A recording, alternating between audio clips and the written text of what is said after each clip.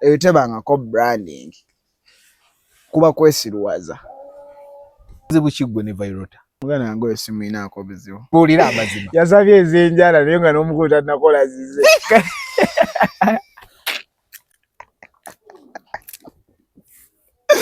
neja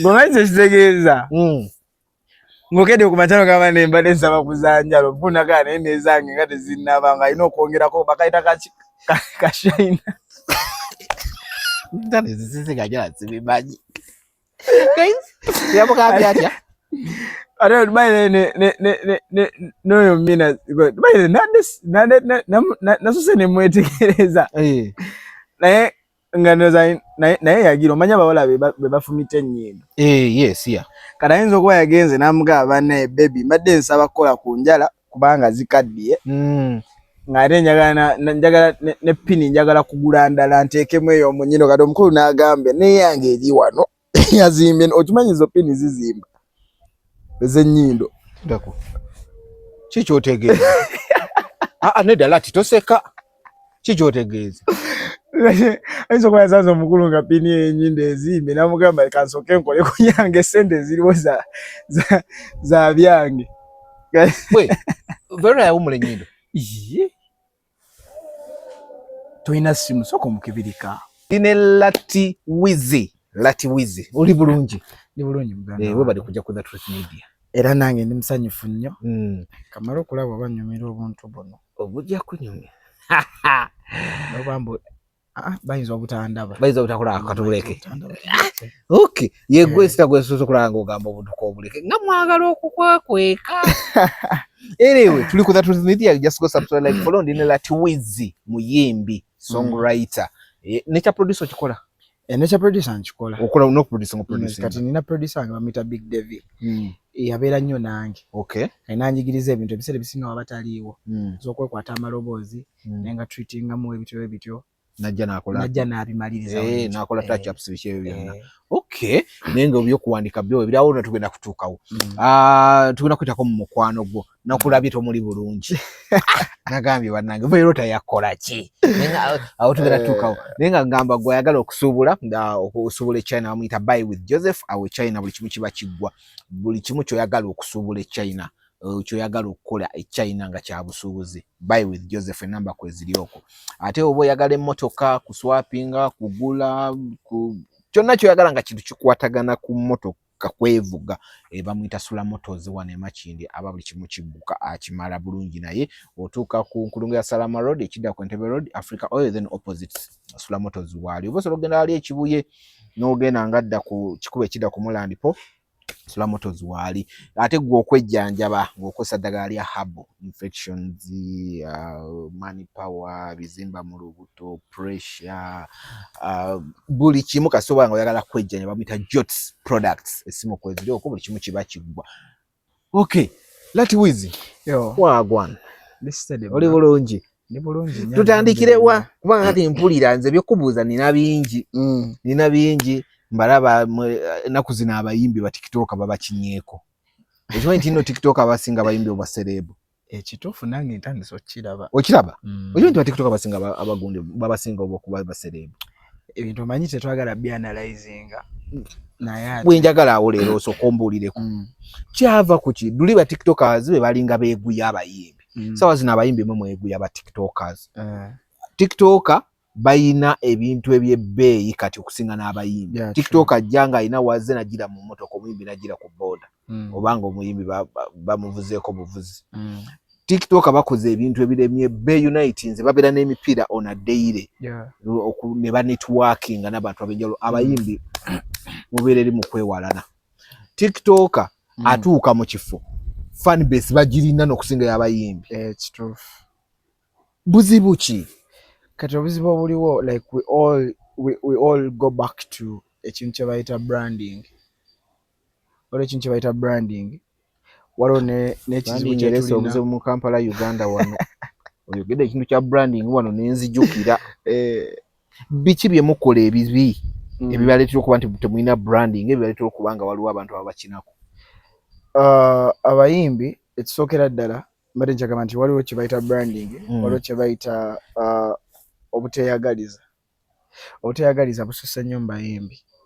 You get kati ba tiktoker ekintu kyabwe kibadde kipya kyakajja kati ne batuula wansi ne bagamba tukoze tutya ekintu kino okulaba nti no tukifunamu basege omanyi ebiseera ebisinga wotamanya mulimo gwo wotamanya kyobola nga nze nakulanga nnyo nga muzeeyi wange ngamba yonja omulimo gwo woyonja omulimo gwo n'oba osiika chapati naye ngo jangu ng'oyambadde essaati ya white oyambadde empale okubye n'ekikalu nti omuntu agenda gamba genda ogule kwoli kali smart osege naye kati ffe abayimbi obuzibu bwe tulina twefudde nnyo ekintu ekya bulijjo.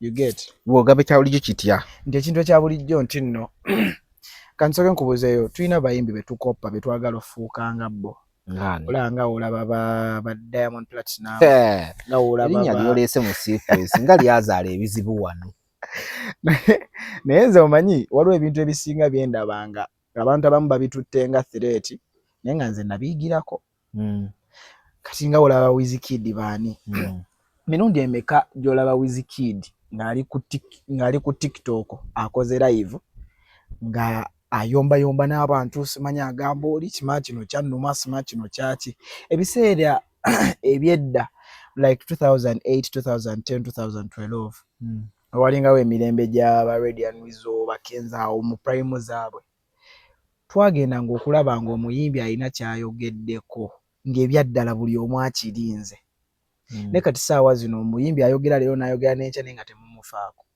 just because kati okuba bana bakola live abakola si kirungi by the way like omuyimbi okubeera ng'abeera ku live ezo buli kaseera it's not good wadde kimanyi nti nno muno abantu abali bakoze ku economics waliwo kye bayita demand and supply osege nti ekintu kyonna kyonna buli wooba okireeta ng'omuntu akirabalaba kuba omuyimbi oba olina okukola demand abantu balyoke bajje osege ne kati omuntu waba akulaba buli lunaku ng'amanyi nti nno like eyo TikTok eringa eyasembeza ffe abayimbi ku bantu ba wansi nti omuyimbi akola live ng'emabega gye eriki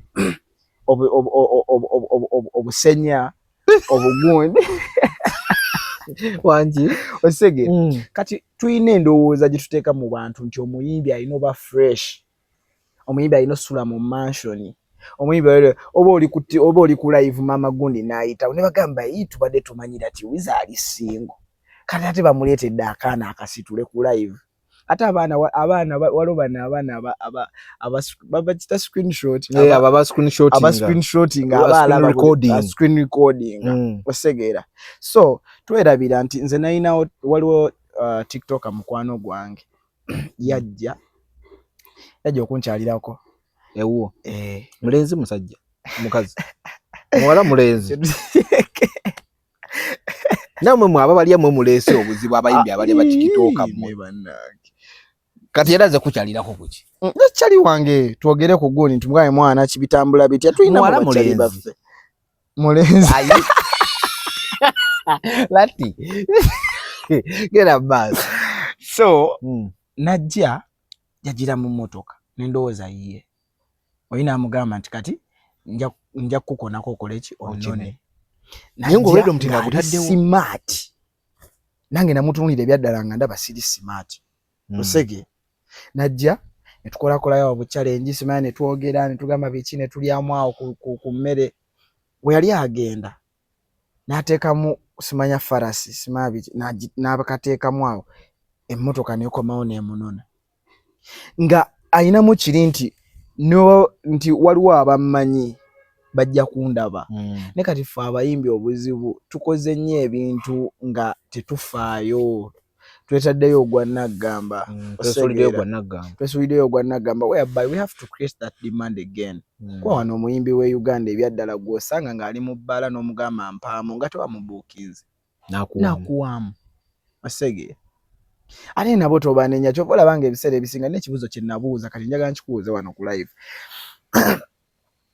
singa bakeera ku makya ezo 7,750,000 ze baawa Diamond singa bakeera ku makya ne baziwa omuyimbi we Uganda yenna oba ani oba munene oba muto oba yakajja oba yakakola ki osuubidde muyimbi ki eyandikutte ssente ezo napangisako private jet agende entungamu ate kuli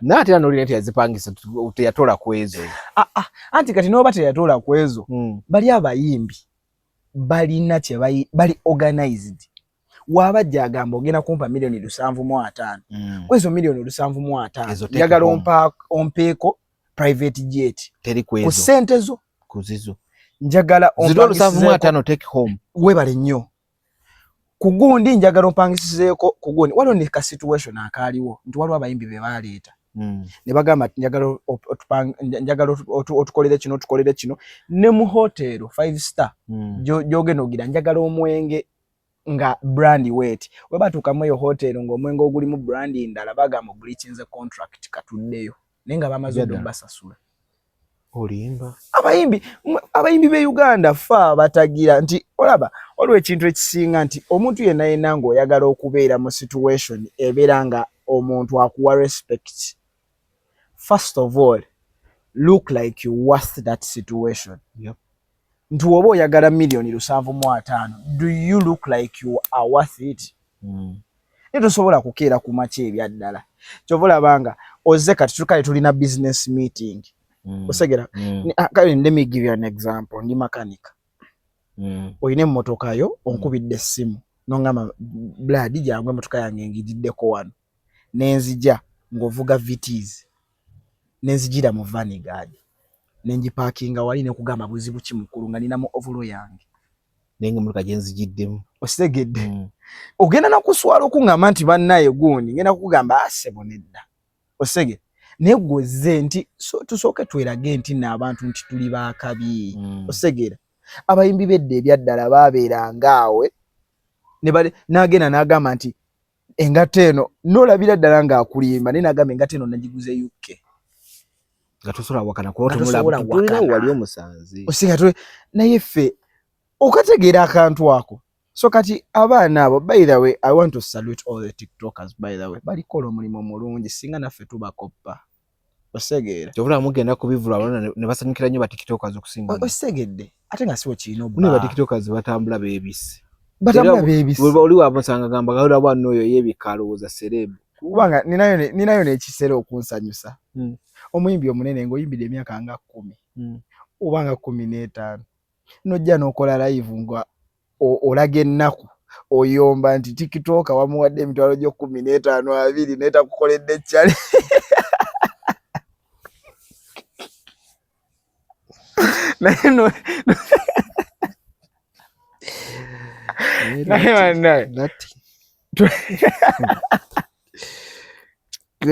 kyakunyumira kyakunyiiza kyanseso mayize waliwo ebintu byeraba nenseka busesi sente ze yali azijje mu nsawo ng'akola promotion so olina waliwo ebintu ebikuswaza osegera kiringa bakumanya oli musajja wa kabi oba otambula oyingira ebbaala n'okunkumuka ebinusu nga bya 10 balance bamunzirisizza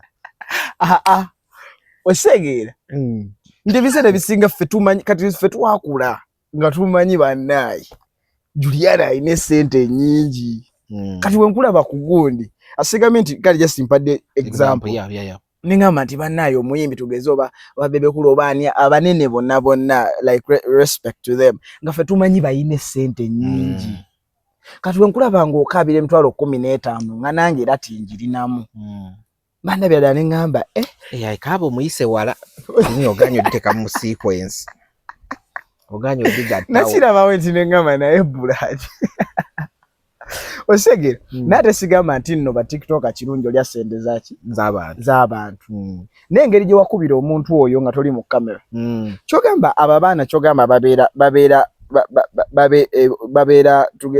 babeera mu Amerika omuntu yenna lwakuba abayimbi baffe osobola omusanga nga ye manager ye accountant yeguuni nga ye buli kimu ye lwaki mukikola bwe mutyo yikambuuze like lack of professionalism ate twagala olya ffekka kuba nkiraba nnyo omuntu gwe mbamanyi nti atambula naawe bwe mukubira ne mugamba waayo njagala gundi kasooke njogereko naye Mugamba gundi. Ati bangambye gwe manager. Kansoke njogereko nayo ayinza okuba yewe n'ebibi ate nga osegedde. That's not being professional. Omuyimbi manager yalina omugamba nti mwana omanyi tugenda kukola kino. Nekibeera mu plan kati gwe omuyimbi just oyiba oyina kuleeta idea yo n'ogamba nti manager olaba kituufu atulina kukola kino naye olaba otya nga tukoze wetuti osegera naye abayimbi abasinga be bamanager baabwe nti oba omugambye ekintu manager asobola kugamba kansuke mbuuzeeko gundi kati bwe obuzibu bwe tufunye kyova olabanga banayo bwana bu TikTok abanayo mune obuzinga bwafuna ne manager okakubira n'okagamba mwana ki ekiriwo kati na chali wange koko chali wange mwana big up on yourself are very organized osege osolo mukubya n'omugamba mwana mbale nyaga kyo nagamba yogerako noono oli kyayogedde kale maybe ne baba beteesezza naye ng'olya akulaze nti nno situukibwako osegedde bwe biba bya friendly basis ombuzaako it's okay ya mirimu yogera naye omuyimbi asobola okukubira najja nakugamba ntugeze manager we yayogedde naawe omuyimbi nakuya nagamba oyo byagamba akulimba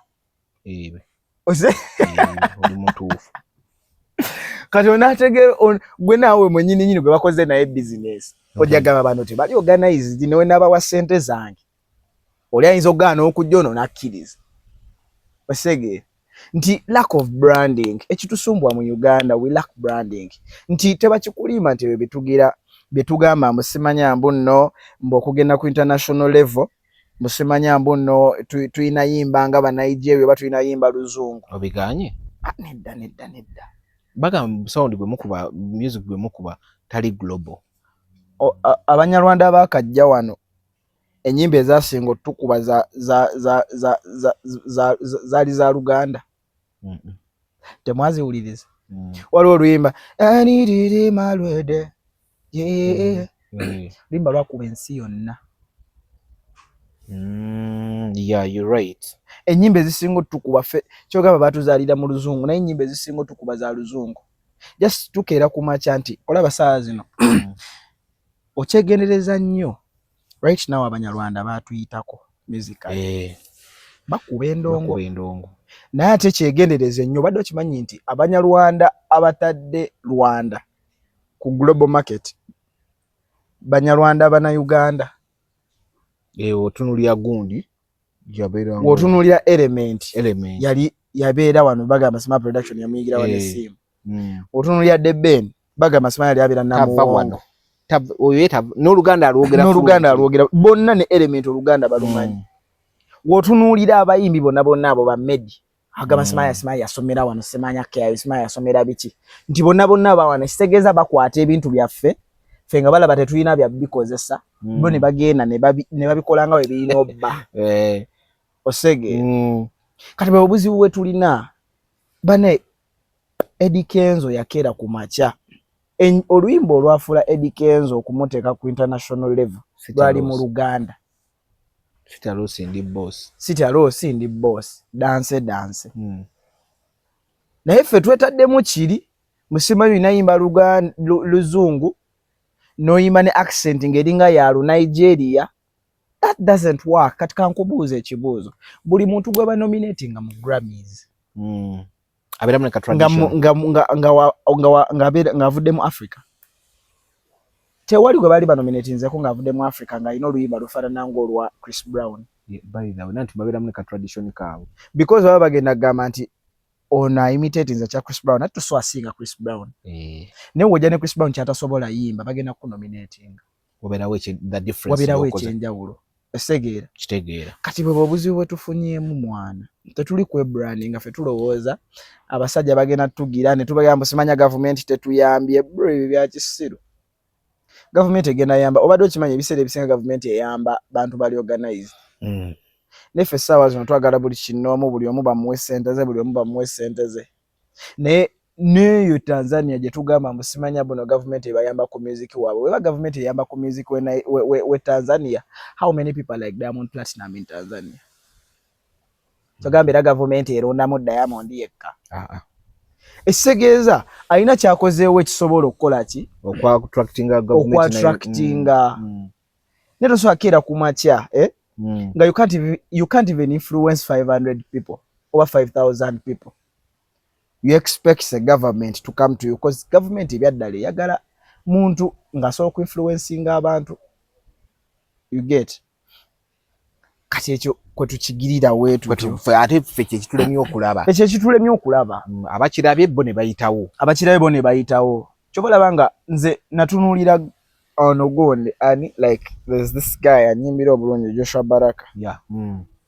Joshua Baraka omanya ine ekintu engeri gyakikozeemu ekintu ki kizibu nnyo sanga Joshua Baraka ng'ayimbira mu mabaalabaala osege ayina ekirala ekituganye n'okugenda ku international market abayimbi baffe oba ffe ng'abayimbi tulemye okwe outcompetinga mbuuza hao nti wakula oyina ebirooto n'ogamba nti bannaaye njagala nfuneyo akasimu k'amapeesa owakafuna n'ogamba naye bannaaye ama big boy right now njagala kuserereza smartphone kati omala ogifuna era n'ogamba naye waliwo abakwata za iPhone njagala iPhone ne kati fe abayimbi bewaffe Uganda akeera ku makya n'agamba njagala hiti n'agifuna wamala ofuna hiti n'akuba wonna ne bamugira ne kibeera kinnuma nnyo okeera ku makya nti omuyimbi eyakatandika ayimbire ku kalenda naawe omuyimbi akube over 20 years naawe ojje ku kalenda ze venue eziriwo anti nedda you have to outcompete yourself obadde okimanyi nti no waliwo venues nga Wizkid takyaziyimba mu Nigeria okategedeke n'omutegekayo obutegesi abayo balabandabye kuki yatuuka n'ekiseera n'agamba e Nigeria agenda bawaayo ebivulu ebi 2 buli mwaka nti Nigeria buli mwaka Wizkid live in concert only once in a year.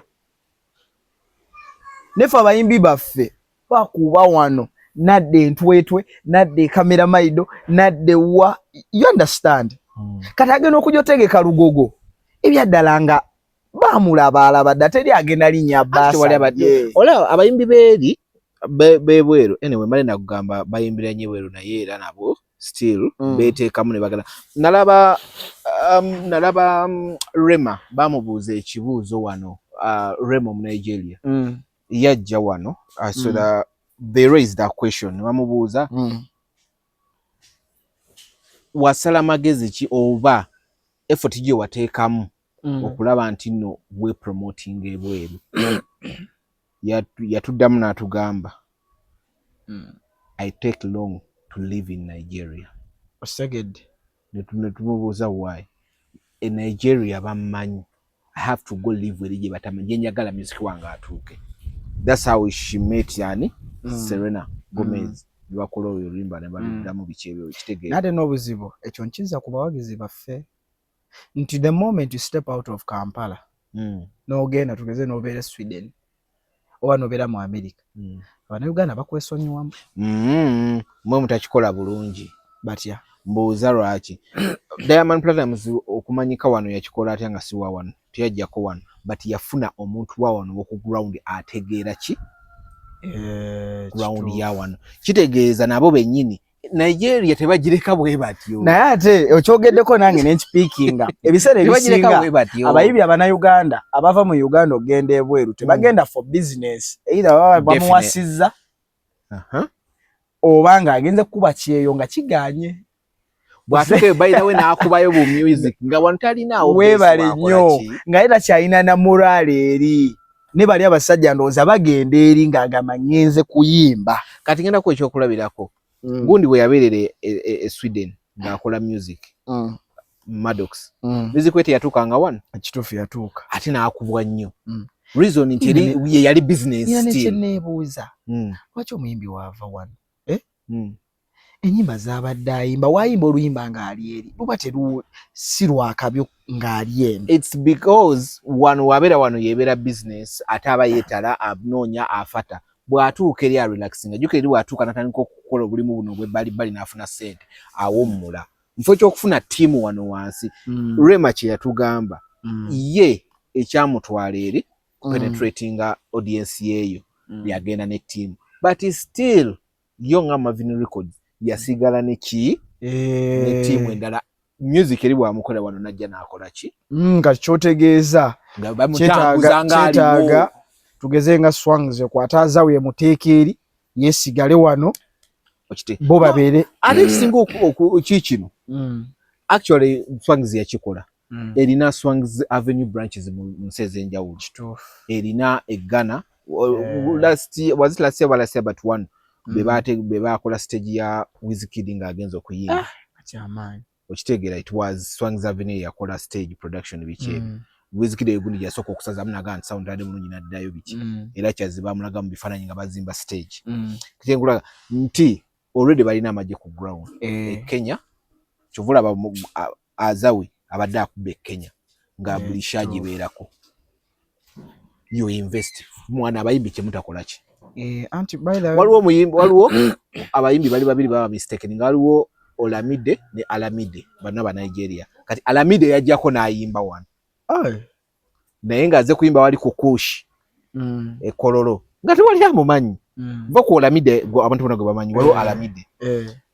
bwe yatuuka ffenna nga twagenda ku airport bwe yatuuka e Nigeria ngazzeeyo by that time gundi yali amusayininze ani ono wa ira berinya we ligenze ono yali atutte Fikfa Maker gundi yali agenzeemu Mr. Easy yali Empower Africa yali emututte naye ekutwalanga naawe oyina potential gyolazeewo yagamba baagala musayininga ne bakyamu monitoring yatusindikira messages ffenna ngaaga tumuyambeko wano ng'atubuuza ne budget yaffe bwegenda okubeera saawa zino okukwata ku Alamide si kyangu kituufu naye ofaana twagala naye nga ye nyina asoose kweteekamu naye nga teyasindika muntu Nigeria kujja n'okupromoting yafuna abali wano ku ground abamanyi kituufu era yakozesa Joel owa Swangs kituufu ekintu ekyo ndoza kitegedde nkitegedde naye nga ekyo kyonna kyonna twetoloolera ku kintu kimu nti nno tetufunye branding emala cause waliwo gundi kyayogera muzeeyi waffe Uncle Bebe yagamba yagenda Nigeria naye nga software waabwe si ow'amaanyi ennyo singa owaffe ng'ate ng'alaba owaffe na waakabi naye bo bali bakwata resources zaabwe entono ezo ze balaba nti ntono ne bazikolamu ekyakabi wadde okimanyi nti n'omuntu osobola obbeera kakiringa osobola okugenda n'ofuna engatto nga ya layisi n'empale ya layisi ne gundi naye n'obigattagatta omuntu ng'amanyi fashion n'oyambala n'osinga n'omuntu ayambadde ebyebbeeyi n'akutya kati bwe buzibu kye tutakola wano fe omuzannyo tugutaddemu mungi ate ekisooka mwagala okulya mwekka lwaki nze nabeerako producer ku TVM nga nkola international news nga nzigira I started following these people engage bakola marketing wabo twakolako eggulire nga Wizkid yagenze yali agenze Turkey German one of the two yakubadde omundoza n'agijuza egundi yabwe yuba yagitadde either it was Turkey or German nerabidde mu katini n'agenda mu bbaala n'agula ka glass ka cocktail nga wano tukabalamu $3,000,000 n'akakwata bwati n'apozinga nakolemu kuba ekifaananyi they paid ba bloggers bonna boomo ne basasula ab'e Nigeria ne basasula and everyone was like Wizkid yanywedde the most expensive cocktail ne wano tetubikola osegeera nagamba kati kyekiri kye mbadde njagala okugamba nze kati ngamba nedda kaleka ngambe ngamba omuntu yeetaddemu drink eyo ogenda muyita ku kivulu nti nno omuwebbiya ne ku bbiya omugambe nti no waayi Wizkid njagala ojja onnyimbireko ogenda kuwa $10,000 ejja ddoola kuki nga drink gyanywedde kati kyekiri kye mbadde nkugamba nongamba amasomero venues ze ziriwo ne nkugamba it doesn't excite me anymore okulaba tugeze oba Gravity ng'ayimba ku kalenda oba erugogo kwa he has done it all kati njagala ekigenda okuwa exciting anti Gravity live in O2. Those people take risks not they take risks n'ogamba nti nze asoose nze gundi ni muyimbi muna Uganda ngenda mu O2 kale kanfukanda bo banfuna abantu over the weekend gundi yabadde ali London aina venue yagambe mu East Africa oba mu East Africa ye muyimbi asoose gikuba Diamond Platinum gundi ko yajidde tiwa na surprise byebyo kubanga olabe ebyaddala right now obo ina kunti anyway okusinzira maybe kati fe mu Uganda ndoza twagala nnyo okubeera nga batulabira wano nga tuli awo wetutyo but if you talk about international market nze nino omusajja yangamba nali ku gundi emu nangamba ti abasajja mu music industry eno kasito kuba akajji eba efuuse business oba olina okubanga ate teri business gy'otateekamu ng'ogijjamu so that ntite bali abasajja bakwata nagamba nti nno ntadde oluyimba ku Spotify nti Spotify ngenda giteekamu emitwalo gyange egya $, watugeze oba 3 ngenda funamu emitwalo 10 nefe tuteekayo oluyimba ne bakugira kuba woteekayo oluyimba n'oluteekayo buteesi bajja gamba otugeze olutaddemu $13 segera oba noteekamu $10, $20, $25 bajja gamba okay no problem kati gwe bajja lubeera eno naye ogenda n'olaba oluyimba lw'omusajja yakalufulumya one day nga bakuleetera wali ku chat osege ng'oyagala toyagala olina olukeberako balutadde mu top 5 songs balutadde mu ki batera okuteeka ku top 100 kasolimalo tukudusuka top 100 manya tolina kyokoze osege kuba bali babala nnyo top 100 era babagamba ina top 100 bayina ne chat gye bayita top 100 by the way nga naye bala nyibezo kati bwe buzibu fete twagala teekamu ate twefudde nnyo abalayisinze banaye kinnuma by the way kyoyogera kituufu mugenda ne mufulumya project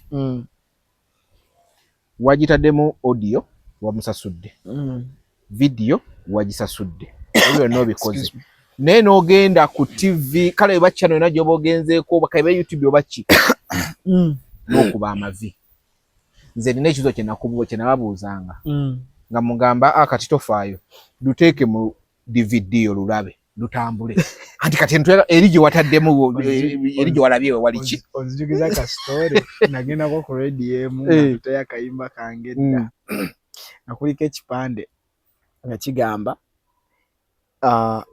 tokkirizibwa staff member kujjako ssente mu Australia asijja kwogera andi ebyo babitukola bye nkolera manyi tokkirizibwa ekyo bakikuba ne mawulire tokkirizibwa kati nekwata oluyimba lwange Rasta naluteeka mu radio kati weyamala naluwuliriza mumanyi basooka ziwulirizaamu nalaba Sima production ebadde etya temuli bigambo biwemula kati namana ngamba gwe ng'oyimba bulungi nga bwe bali kusiima muganda wange nangamba alina kafoda ke yabikkula nanga oziraba zino ennyimba zonna nungi n'abaziyimba bayimba naye obutaluteeka wano olulwo kansooke nduteeke wano saagala duteeka wali nga tonnagenda namana nangamba sooka ojje nandaga ekipande ekyo naye asooka okisome bulungi ne mugamba tokkirizibwa muntu yenna kusaba ssente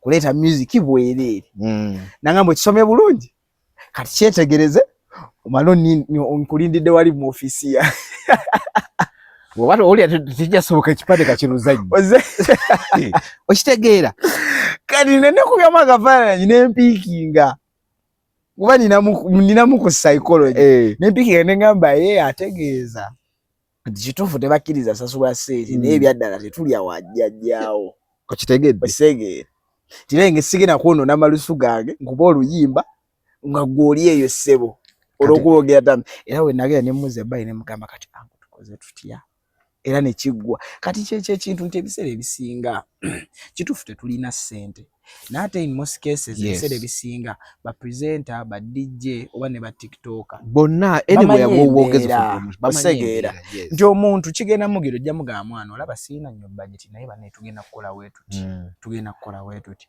akutegera agambe okay no problem tugenda kukola wetuti naye ngaagize naye kati ffe twagala nnyo mulwokuba gundi kyali wange bwakayimba kalungi bwagenda kakuba kituufu kalungi naye you're not the only artist who is producing good music you get kati n'okikola mu mbeera eyo kati kyomemba naye tulina ebizibu bingi mu gundi ate by the way ebizibu ebisinga obunene si bye twogerako twogerako mu industry yaffe kuba ffe twagala nnyo okubeeraawo nga tukaayana mwina n'omuze otwala oluyimba lwo omuyimbi omulala n'akusangawo nga we muli ne munyumyamu awo naye n'omuyimbi omulala azeesa oluyimba omuyimbi muleese ennyimba naye nga gwe wamusooseewo kati oba wakagenda mwena nga mugenze muvuddewo ngera okulaba okulira owooli eyakusanzeewo ng'oluyimba balukubye olubaayo gwe olugenda mu kamera ng'ogamba oyo gayi wambwa sebo yakuba oluyimba lw'omuntu omulala eyazze oluba tomanyi oli bye yakoze yes wamusooseewo ebigambo olina bingi wabyogedde naye ono tomanyi biki bye yakoze mbeera ki gye yataddewo kyobalanga maybe by the bulijjo neewunya ne ŋŋamba naye olwo oluyimba nga nina ennyimba zendabanga zizanya buli kaseera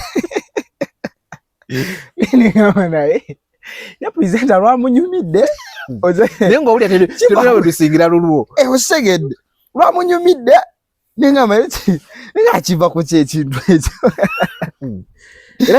nga gali bamanyi ne presenter amanyi n'okukwata akavidiyo olina olaba nga katale ku peji bakamuweereza n'akateeka ku peji namugamba bro oluyimba lutambula namuwa zipiisi zonna neŋŋamba naye buzibu ki okitegeera kaakati bali abasajja baakikola they invested okitegeera Diamond tumanyi sente zaatadde wano mu bannayuganda kituufu they pay them here wansi wano ku naye nga tugenda babira ne baambasada mpola tujja bitereeza omwana n'omusanga ng'akaayana n'emisu wagivuddeyo ng'agamba nze tonyibuulira buyimbi bwa munnayuganda oyo Diamond n'omubuuza obuntu bw'ofiirako ataliwo atali munnansi yo lwaki bwemumala okukaana buli kimu nga kimaze nga okubuuza okay gwe munnansi wange kale yes nkufunyeemu ki kituufu kitegeeza oli akola ki promotion tagizannyiramu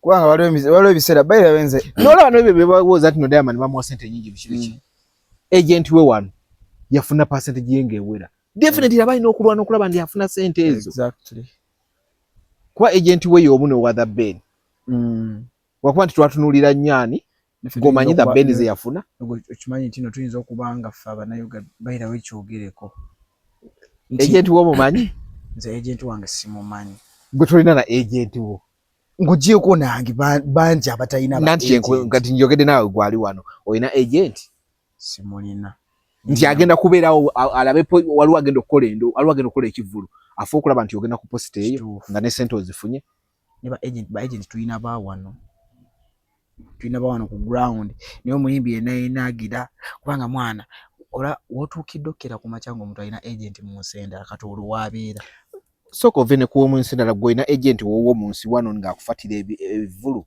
ng'omulina wano bayimbi bangi tebabalina tebabalina omuntu amala gakkubira n'agamba egundi yaliko kati kamukubire storage olina buli akemba kagundi waki naye ng'ate omuntu by the way alina kukubira agent nga agent yafata n'amugamba kati omuyimbi wange gundi nga mumanyi nga mulina ne price tag agent n'agamba manager kituufu tulinawo show eno show tugigendako bweti ne weebiti gwe n'olaba show n'ogamba bampadde show naye nga tomanyi oli yagifasa atya okitegeera naye ogwo omuzannyo guli wide by the way nenze kyensinga okwagala bannaye njagala bayimbi like tuddeko tutegeere ekintu mu bulamu tutegeere omulimu gwaffe tukole ebintu bye tulina okukola nze recently nina omuyaye yankubira wano essimu nga Omunigeria afulumiza akayimba ke n'agamba specifically nga alina abaana bayagala batule mu challenge oli nankula n'agamba Dias nti kiki nina sente ne bweziti njagala abaana bwe bati ne mugamba sente ziragire Omunigeria mugamba ayongereko of course Omunigeria nali manyazi muwadde naye ng'ona ayagala abaana wano bakola ki naye nga already Omunigeria tajjangako wano naye nga alaba Nigeria badde bajja wano n'amanya nti nno bwefuna ba TikTok abawano sound yange ejja kuyitamu era nakwata bulungi nnyo ne nkubira abaana baali basatu bye ali agala specifically abaana aba kituufu nimbagamba why waliwo omulimu gwe gutyo omu n'agamba nedda ababiri ne bayigira era sound ne bagikola nti ali eri afasa omuntu ali ero ku ground n'ali ku ground n'agamba ha omulimu guno ngwagala naye nyinza obutakola bulungi n'anoonya n'amukola ki naye ng'abikola aliwa ali Nigeria ffe mirundi emeka wobeera wano n'ogamba nti mu Nigeria kyaliko mu kupromotinga kamufate kati nga woolaba Amavin Records we yakwata n'etwala Gold Vive n'emwefunza olaffe wano kye tulina twagala nnyo bakita batya okunooma twagala nnyo public sympathy nti lwaki bakuba gundi usimanya gundi yeka sala amagezi nawe bakube chobola by me I make my music ndukola nenduwa buli kimu kyona nayo newe ruba luganyo kugendayo sidda wano manya nenga mansobi ekije nkoze wawe nina okwongeramu naba na Uganda tuine ekintu ekigamba lwaki nzolwange rubade rugendagira gwani agambye nti oyankube ekikono gwengere olimbalo je rukunyumidde nawe mukube ekikono otegero tyanti noli naye te rumunyumidde okitegeera nawe mukube ekikono okitegeera nenga okusinziira ya just tuina kweddako it's all about branding nakubeeranga like to respecting latuwizi tulina ennyimba z'abanyiriri ezisala ne zijjaano nga terimu na kigambo kya luzungu naye ne lukuba abaana ne baluyimba era najja n'akola ki naye nga abaana abaluyimbi oyinza okwesanga ng'abantu basatu bwe baafuna bokaboka ne bava kulimba olw'okumanyika wano ngenda kukubuuzayo ekintu kimu mbuliraayo blogger yena gw'omanye e Nigeria blogger gw'omanye Nigeria oba tabloid yonna gy'omanye Nigeria wali amanya mbamanyi abasinga naye just mbamanyi ku gundi wano waliwo blogger bamuyita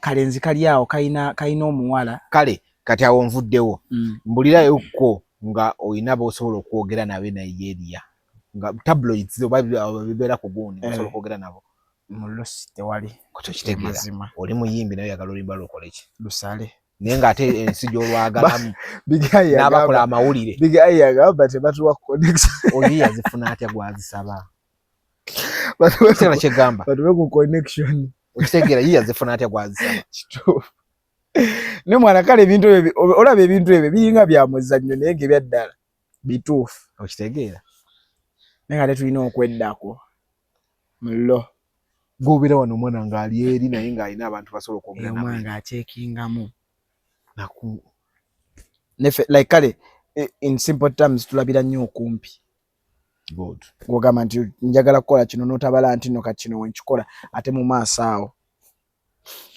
anyway awe tukyali tuli ku The Truth Media just go subscribe by the way kansoka enfubu gwene gundi mwabadde ki buzibu ki gwe ne Vairota mbadde tukyali mubiri twetoloola music what happened between you and Vairota by the way so kombuli kiki buzibu ki tawali nnyo buzibu bayewe mugana yange esimu inaako obuzibu abantu be baleetawo obuzibu yakunyiizizza ate alina byakola byotayagala Justin kyali wange nnyo kati Justin n'ebintu waliwo just nga omanyi nga wonaabeerawo mukwano gwo mukwano gwo wakugambako ngayagala nga kugamba ku mazima onyiiga ng'olina abamu banyiiga ate kati nze nade sikimanyi nti nno binyiiza abantu oba abantu bagamba wani mukubidde se ye kati tunagenda eyo ki ekyakunyiizizza ku ye biki byakola byotayagala tolinayo byomanyi gwe byakola naawe kati no nze nalaba asiiza enjala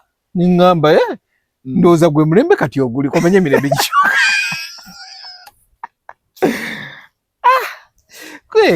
ndowooza waayo emirembe gikyuka abantu basiiganga enjala zaabwe nyenagakola lati toli musanyufu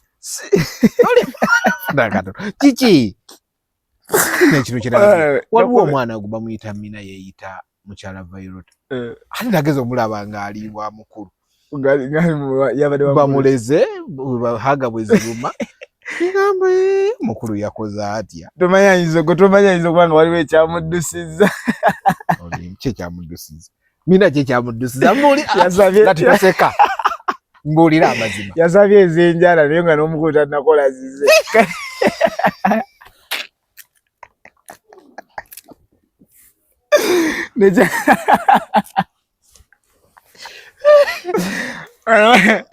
Ngomanyi ekitegeeza ng'okedde ku matano gamba ne mbadde nsaba kuzanjala ofunaka naye nezange nga tezinnaba nga alina okwongerako bakayita kashayina. Ndani zisigajala zibimanyi. Yamugambye atya?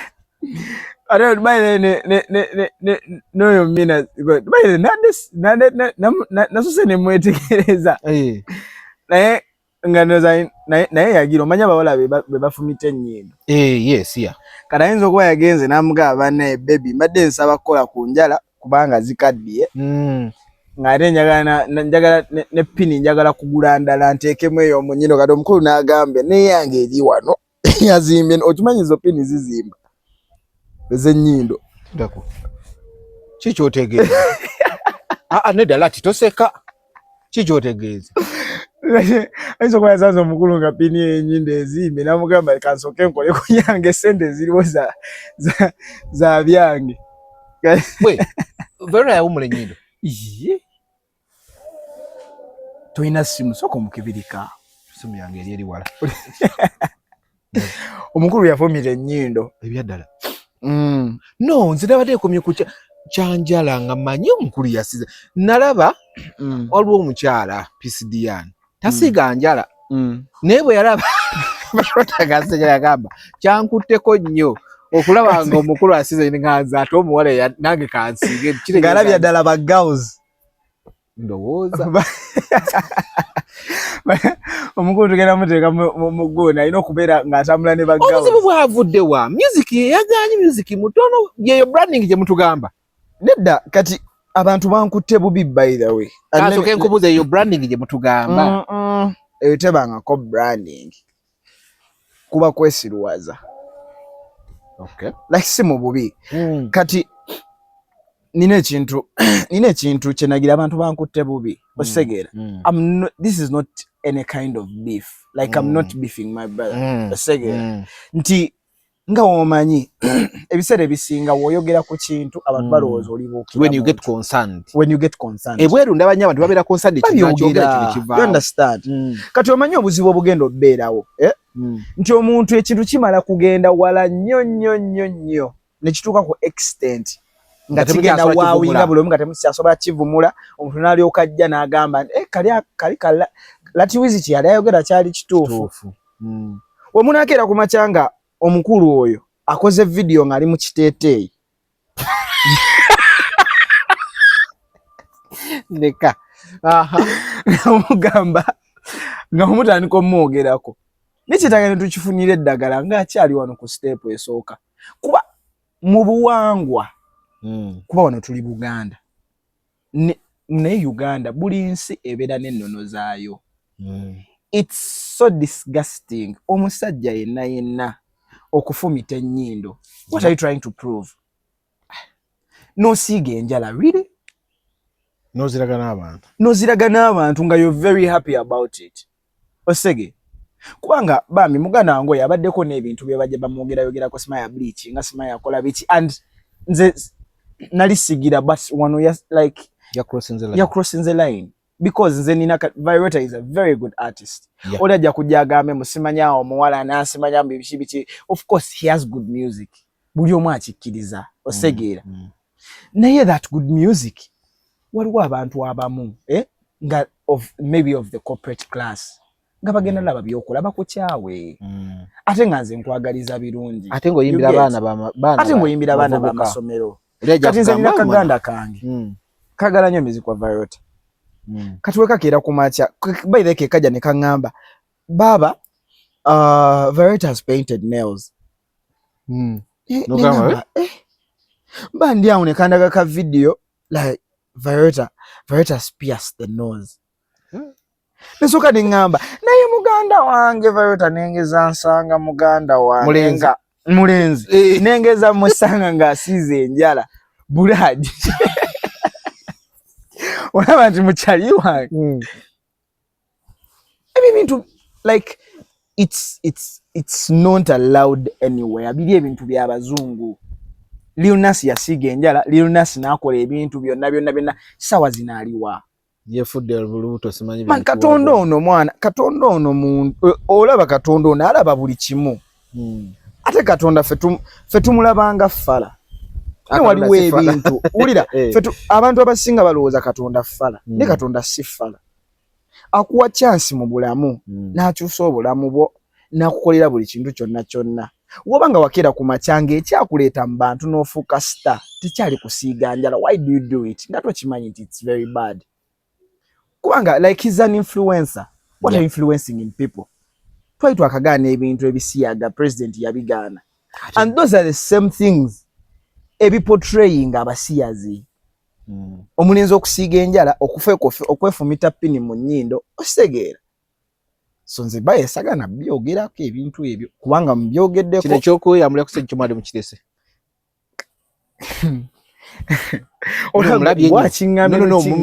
Mulabye nnyo. Bwe tomulaba gundi videos. Ate okukifuula was akikolera mu baana ba ssomero. Hey! Ati nasoka mula ku show ya Karokasita yali wano kuuma. Yajja oba alina brand ya boxer nga ye jakubira akalango.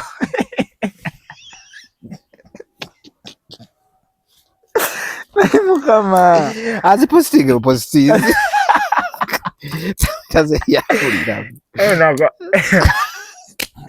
nebyo ebintu bagamba musimanya muno naye but like everybody like buli omwachi ina mugondi but just abantu bamuvumira no you know the first person okuchogera abantu abayimbi they did but abantu babulijjo bakivumira bagamba no nze simwogedde ekolwa kuba nti ndi muyimbi mwogedde ekolwa kubanga kyali wange. Are you concerned? I am concerned. Ate muganda wo mulabanga mugoberera osege muganda wange mugoberera cause like no like nze mbadenga cause I've known Violeta like not for so long but I've known him osege tuli bachali you get he has my number, I have his number. Kati biseera ebisinga oyogera ku chaliwo ne lwakuba abantu kati buli omu ali kunvuma oba buli muntu ali kola ki nze siri kuogera ku celebrity wammwe osege njogera ku chaliwo bala bachakola kituufu ati by the way nze mbadde nsaba if you feel like Violeta painting nails kituufu Violeta piercing her nose his nose otazira mwita lati Enda ati kati chizi matoka kuba kati ndako zinulaba batandise n'omuteeka mu ba girls. Owai mugenda bila bakoleyo picnic nga bagita girls day out. Ngani ajiliko. Nga Violeta ye mutu omukulu.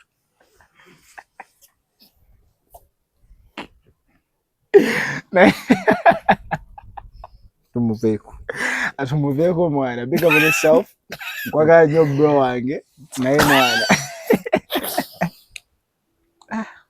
Ngabo bana baweddeyo abayibi.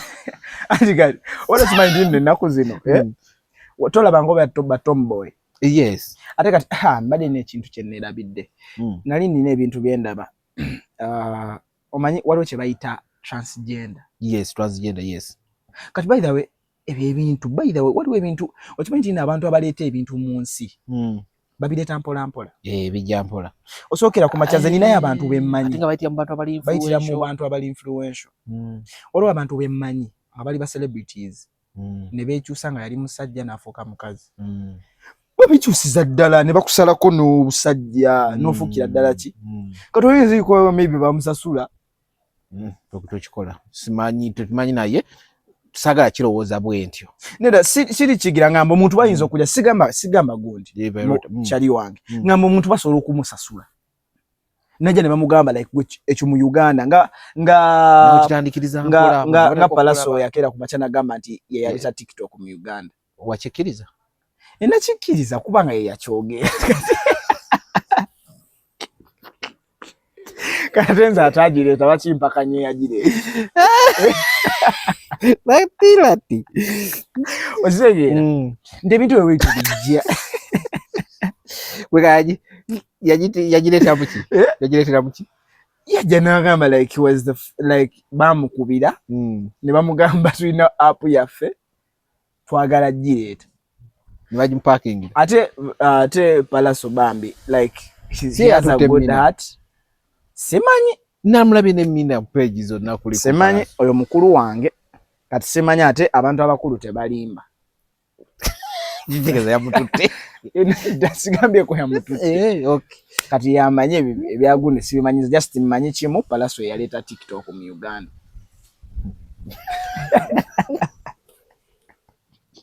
Tokiremerako. Lati tokiremerako. Ne oyagala wakana. Oli kyaliwa. Nsiba we emitwalo 10. Wabanga si yagireeta.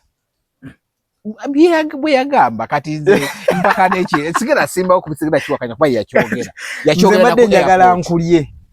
Yakyogera na simba we emitwalo 10. Akati go so simba we tanze ne simba we emitwalo 10. Sina kyegera simba ode kai yagireeta nange nakiraba yayogera.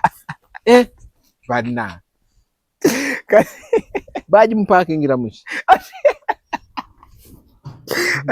Tumekuti. Ekyo yakyogera bwe ajeta buli.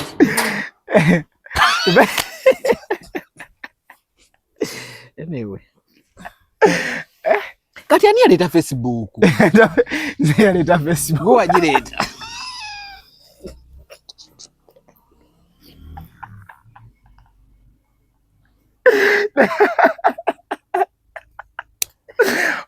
Wakana. Atusobola. Nkulage simu nga Mark Zuckerberg akubira. Kati eno.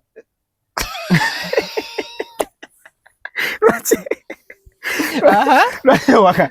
Agwe basomere wano ebigambo bino wamanga. Nga Mark Zuckerberg eno message egamba ki? Mark Zuckerberg gun lati twagala tukuwe Facebook ogitwale Uganda. Kati nembagamira nabagamba like on what terms? Okay. Bwero Facebook nejja. Bwero Facebook nejja. Era mbadde nsaba bayira ka mpalo mukisa guno okusaba government ya Uganda. Nakola omulimu gw'okuleeta Facebook mu Uganda. Naye sibaliddwamu magezi. Abantu bagyeyagaliddeko bapostinze ebintu bafuuse baakabi because of me. Government tensiimangako tewali kye baali bankoleddeko naye mbadde nsaba bambi bakitunulemu bansiime ng'abakulu we baleeta apps endala naawe olina gye nange nina gye naleeta Facebook mu Uganda abantu ne bagimanya kwamu ebyo ebiseera bayenze yasooka okukola account eya Facebook mu Uganda. Tetukidda. Lwaki temwagala ziikirako bannammwe by the way lati abantu bafirwa wano temugenda baziikirako? Kati ekyo kyo kiri wayi. Ate abantu abali mu generation yammwe temwekutte temugize. Munnammwe afiiriddwa muli mu studio. Tolina mu studio liwa weebase tuyagala na kumanya. Malala. Mwina amalala mmwe. Tuyina amalala. Ne mukufira lwaki mukuteekamu amalala? Ante ebiseera ebisinga by the way. Anyway nga nawe tabanakuziikirako.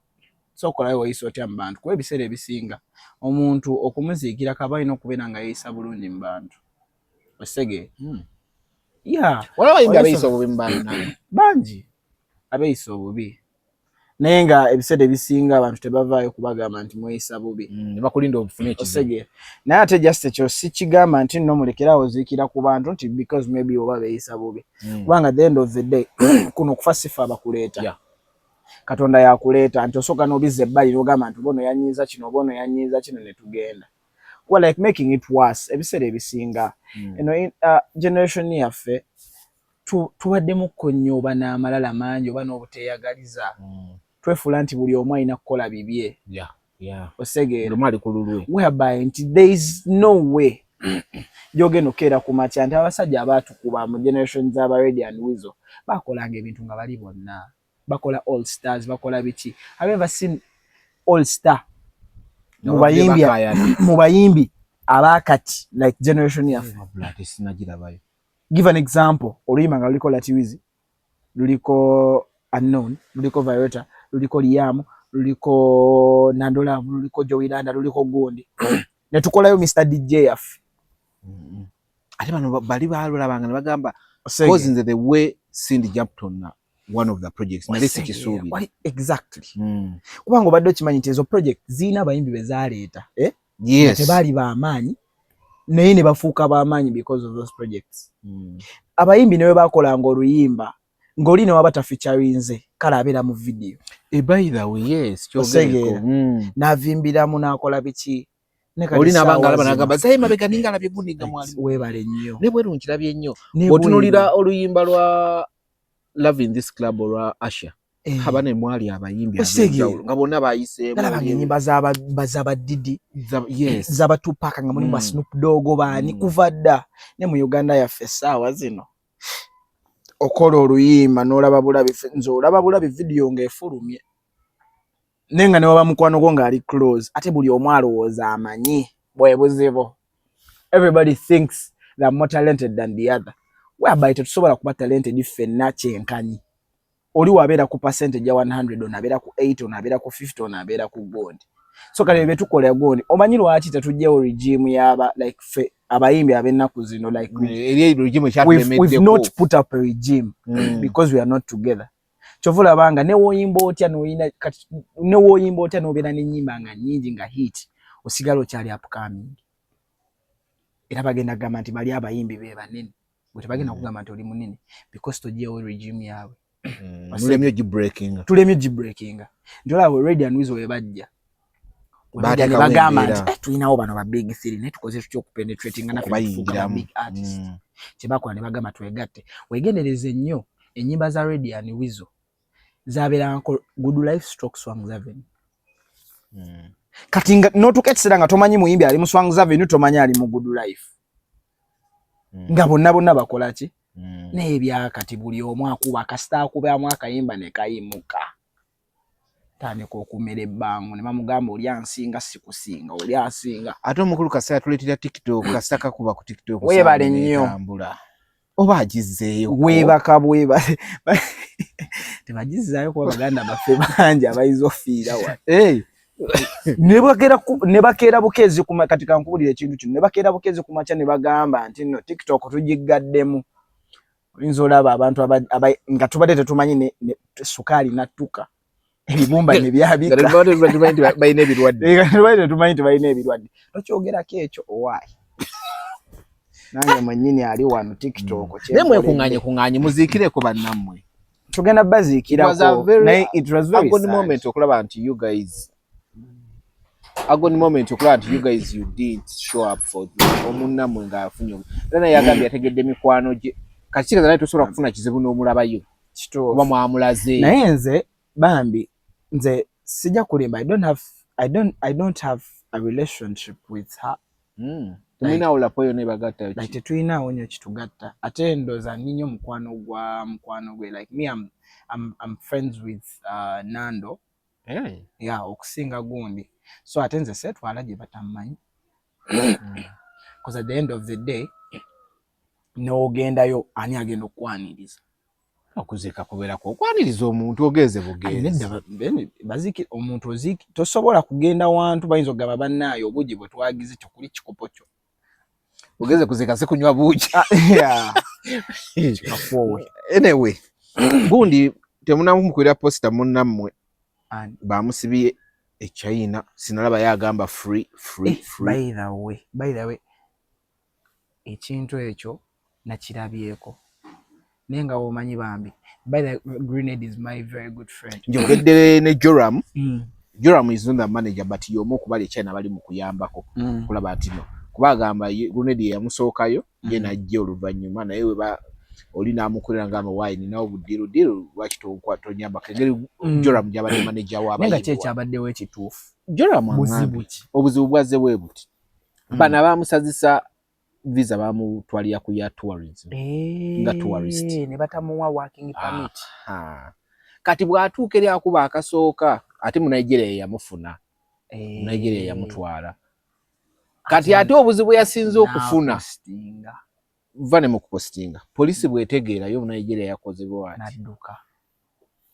kati either n'okusavinga ekibonerezo oba okuwa fine naye ate obuzibu basinze okufuna gundi gye balimu tebamanyi Luzungu bamanyi Lunnansi lwokka kati okunyonyola kutono nnyo kati balina fine ntono ya mitwa banga milioni 7 milioni 8 ziba basabiye fine mu sente zeeri n'ate balina okufuna translator gwe bakyanoonya asobola ba translate ayogera Oluchina Oluganda n'Oluzungu ate jjukira abantu bakolera ki oba pa hour kati izo sente zigizo okuba ennyingi kati ate lujjukira buli obudde obuyitawo oba obumala mu ki n'ebyo ebintu akyali mu kkomera ne okimanyi by the way teri muyimbi yakyogeddeko ekyo kyenkugamba mwana tetulina solidarity by the way because trust me nze like I'm not a social media person by the way ate nze mbadde ndaba nkosis my friend mbadde ndabanga status ze kuki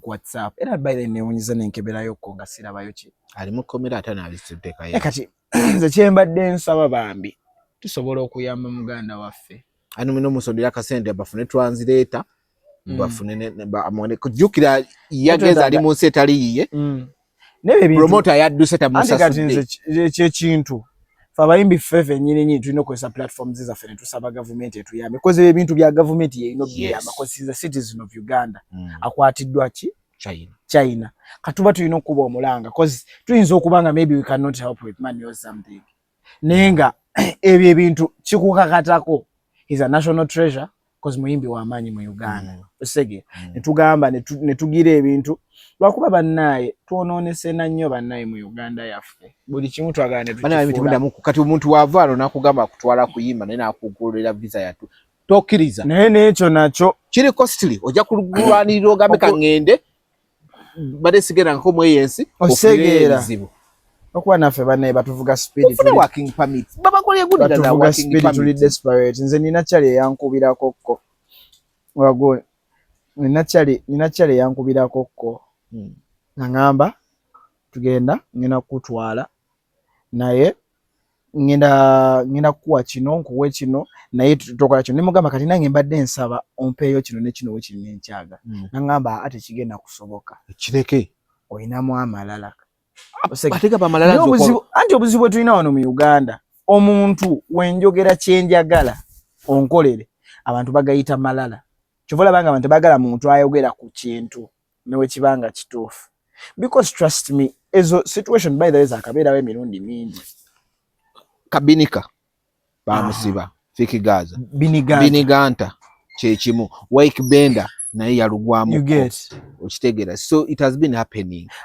ate China wabi by the way China etteeka likola kwa waliwo muyimbi waliwo legend waffe wano gwe basi nsimaye gwe bagamba Kid Fox Irene Namubiru yali China then Kid Fox ali Japan yayi bali bamusibidde abantu ba amateeka gabwe gakola by the way we should take that as a serious issue kwa omuntu asobola obeerayo ne batuuka ekiseera bagamba ogambye milioni 7-8 natuuka ekiseera nga bambanye milioni nga 5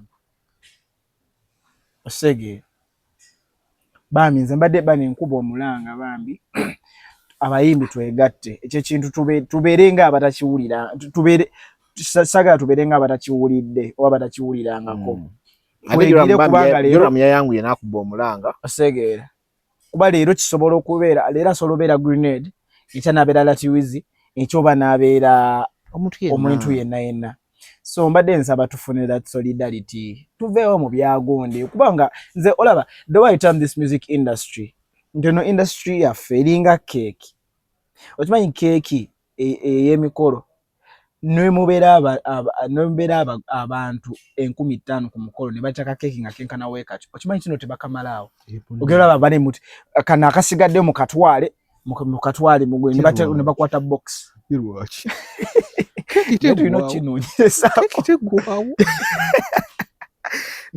kitegwawo n'ekyo ekintu ekyo bane lwaki kitegwawo nemubeera abantu miliyoni egi ate naawe weewuunye webagikuleetera ne bagikusembereza oti olondamu ogunene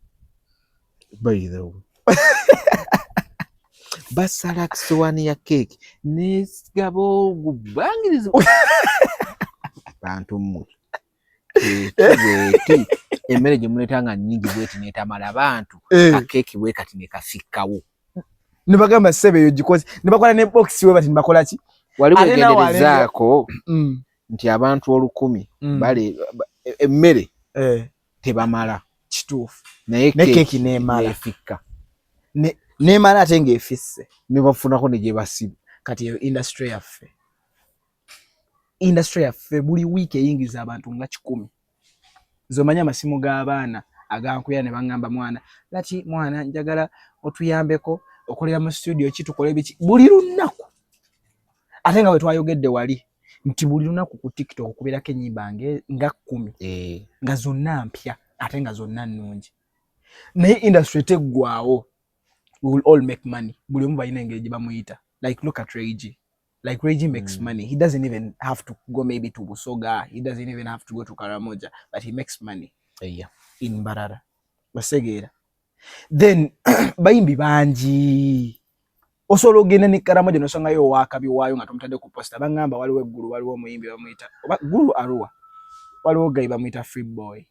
Free Boy yali wano. Yakuba akayima ne kayitamu awo n'enwangi. Bagamba nti wootwalayo ekivulu kyonna nga totadde Free Boy ku posta. Oyimba. Abantu tebajja. Bwabwe lwaki batomuteekako? Osege. Ozze bwabwe lwaki? Kati naye ffe twerabidde, ffe twagala omuyimbi nti Natuwiza ayagala akube, ayimbe Nansana, ayimbe Kamera Maido, ayimbe egundi. No! Natuwiza. Anyway, tulina limba kiro tutambuza right now. Olimba lutambuza baluyita Ddalu. Tugamba weda tuli mu bya Ddaluwa. Era weda tuli mu bya Ddalu kubanga waliwo birogeddeko byonna bya Ddalu kubanga waliwo yaŋŋambye musicians are confused. Abawagira endongo abantu nabo bali confused. Abo basinga. Ba managers bali confused. Ne ba presenter bali confused.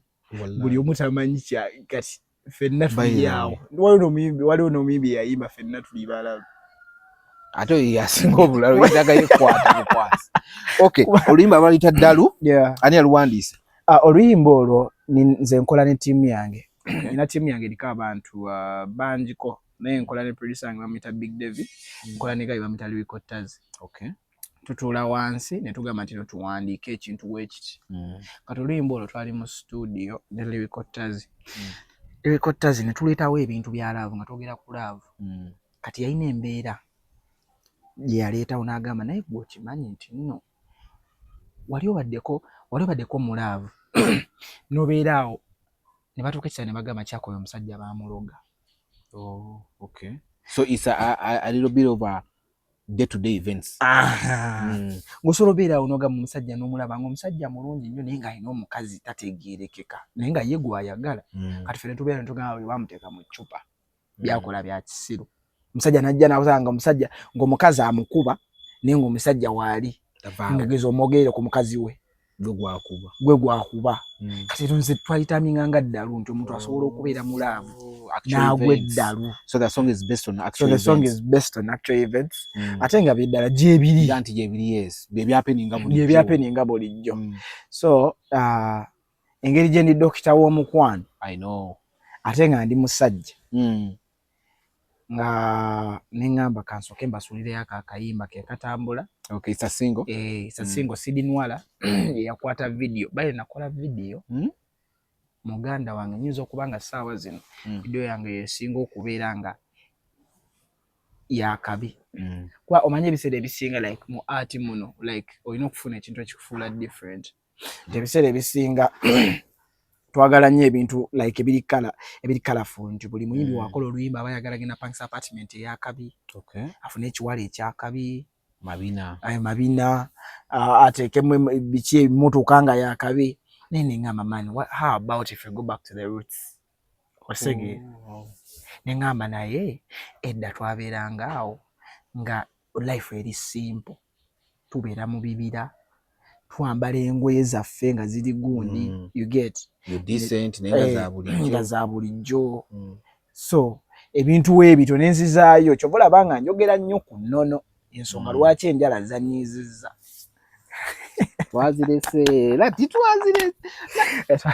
Twazirese. Twavudde ku njala. Wadde ekibi. So kati oluyimba lwange oluyimba olwo bannaye mu luchekingeko. Okay, go check out social zoba kuliko manya ki. Social media zange kuliko Latiwizi. Latiwizi official. Latiwizi official. So it's Laty then Wizi WIZY. Buli kimu kiri singo. Abantu abamu batero biwandiika ddabo singo ne babigatta. It's Latiwizi LATYWIZY. Okay. Latiwizi official. Ogenda buli wamu. Okay. No kebera no following ako buli wamu. Like for the love of good music. So nina na kaimba by the way kenge no follow me this Friday. Very soon. This Friday. Yeah, this Friday. Okay. Bakaita with you. Will you marry me? Nino mwana ogwenjagala okukigamba nina kiyisiriza mu kayimba.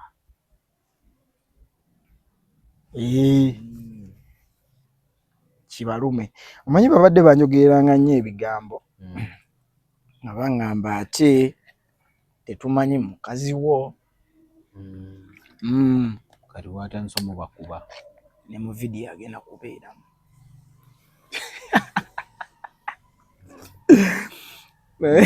Awetuli. Wetuli. Kukubako kibaati. Tukusange n'omulala. Sengenge wait. Tukusange n'omulala nga so. Osegedde. Ojjonnyola abantu. Bwe baali bagamba teweegaana kati lwaki olina ono okola ki naye ddayewo ate nga wakkiriza nakubuuza will you nokkiriza yita wano ddayo wali olyoka owulire okay wadekozeko album nakolako ku EP omanyi nali mpandiika 6-5 there were 6 songs naye nga saazikola nti zibeere commercial. Okay. Nazeekolera omanyi waliwo ennyimba ng'olaba like lwakuwuliriza si kuluteekayo so like if you pick it out ne lukuba it's very okay but nazikola because waliwo tubeera naddala ffe ababeera mu studio nga tuwandiika ennyimba osobola obeera ng'olina ennyimba mpitirivu n'ogamba nsobola ozikira nga tokoze na posta nti oba okole nozita just zibeereyo omuntu abakufollowinga nanga YouTube by the way ostekako Spotify, iTunes, Amazon ne zibeereyo kati omuntu akwagadde ennyo wano alabye zino ziri commercial z'otambuza z'oteekamu kasente n'agamba naye kangene nkebera by the way tuwazze tugenda tuuka ekiseera nga nsooka nenta oluyimba emyezi ng'egi nga sirina luteeka ku YouTube awe twazze wewali akasente so mbadde Latiwizi mugende oluyimba baluyita eddalu check it out mukubi wa ndongo tuve mu byokusaaga bayira wegundi yamwe mwajja n'ekintu ng'endongo mugikobe nali manyi mugenda kwegatta kintu kino mukitwalire wamu tujja kwegatta lwampaka omanyize nina ekintu kyengendo otteeka otugenda kwegatta lwampaka buli omu ngenda mukwata oba musika mukono kuba mwana muli bayimbi balungi osege mulinamu abayimbi balungi ate that's why nze wegendereza nnyo nze I've never made an interview nga ngamba simanya oba tamanyi yimba oba Toyota tamanyi yimba buli omu amanyi yimba naye kitulemesezza ne kituleka nga buli omu atulaba nga tuli ku eyo level because tetwegasse you understand kati nze ngenda kirwanako let me pray osege tulina obiteekamu essaala lwapaka tejja kukomawo nkugambe nti kati olaba twegasse wabaagala oba tebaagala newotakomawo ngamba nini tulaba project nga tugikoze tugambirawo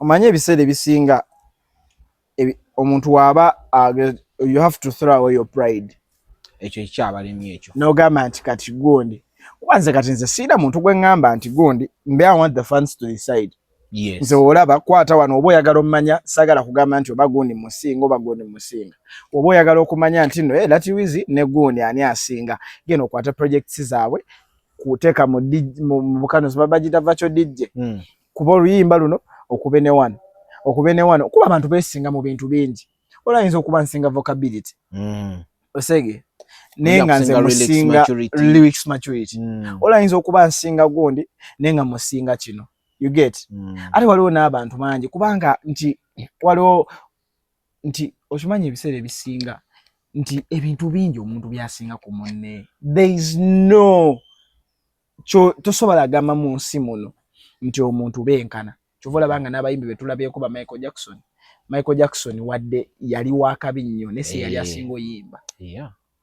era waliwo abaali bayimba nabo ng'onayimba n'onayimba kuba mu biseera Michael Jackson baaliwo ne ba Chris Brown baaliwo nga bayimba nenga buli omu bagenda mu bivulu byabwe because trust me nina ekintu omuntu kye yaŋŋamba naŋŋamba woba otandika oyimba oyina ekintu ky'oli kuzimba olizimba fani base yo nga ggwe nagaba mu Uganda mulimu abantu emiliyoni 4 mwezi nibe batabaze osege naye wali olabyeko muna Uganda ki yali akozeko ekivvulu ne kibeera ng'ayingiza miliyoni 1 y'abawagizi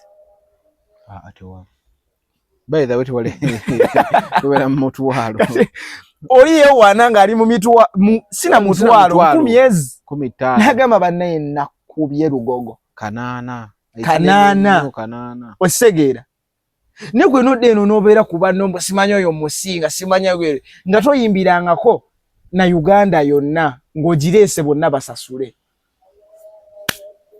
nga nakanana koyimbidde 10,000 luyingiridde bwerere nga mulimu ne ba Asha mpuzza otubabalira n'abazofumba ne bano busimanze ndi tiimu lati nabo baba babwerere nabo kyenkoko ogeno maliza ngoyimbidde abantu 3,000 nga 4,000 zayingiridde bwerere kati